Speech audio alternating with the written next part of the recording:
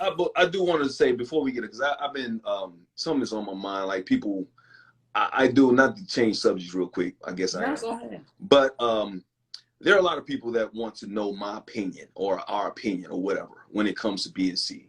I have this. Are there a lot of people who want to know that? No, I think it's one person. A lot of people? But I think she's and one empty wagon can make a lot of noise. Come right? see about me.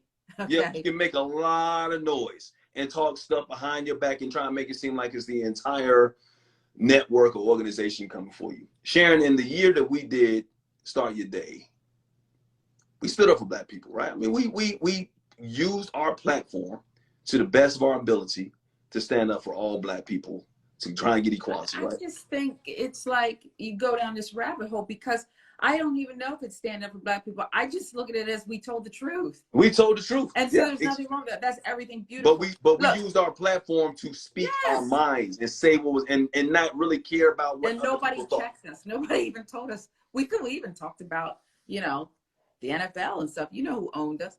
Yep. And nobody told us we couldn't. And I thought that was great. You know, you can get away with that in the beginning with a startup. You can do that. And I think that's a beautiful thing. But I'm confused because this is a real simple situation. We didn't make enough money. And we weren't going to make money because that's not how networks work in the beginning. Whether it's one of the ones that is a powerhouse today and you love them, they didn't make money in the beginning. That's not true. They had huge parent companies that they leaned on, and they probably lost hundreds and hundreds of millions of dollars before they became really profitable. And I believe we would have been able to do that, but it wasn't in the cards. Who knows? Maybe something will get revived. Who knows? So I don't even understand the question, but I did understand the assignment. And I think that, you know, I always consider the source, and you have my number. Right. You know how to reach me, but I would be careful before you reach out.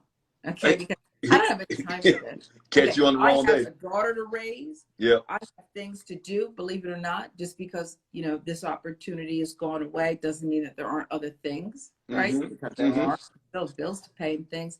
And I have, you know, my toenails to clip before I ever get to goofiness. Before I ever get to goofiness, there's so many other things. I have to floss, okay? I have candy to eat.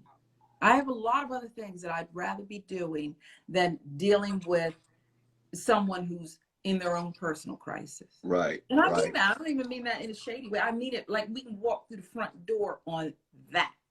But if you want to discuss it, then we're going to tell the truth. Exactly. You're in crisis. Not running. You've got to take a rest yourself, rest. Okay. And then let's try to get you out of this thing because you understand where you are, understand your situation, understand what you're trying to accomplish next.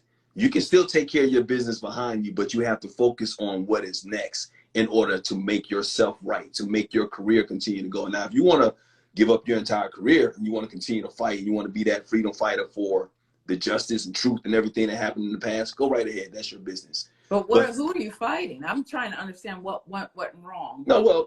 I mean, what went wrong? Yeah, well, I'm a lot of people, but you know, look. Do I want people to get? I want the people who work hard at that network. I want them to get their money. I do. Oh, God, yes. Everybody knows that. There they go. I want them to get their severance. Okay. If there's a severance, I want them to get insurance. I want them to get COBRA. I want them to get paid for your hard work. And guess what, Sharon?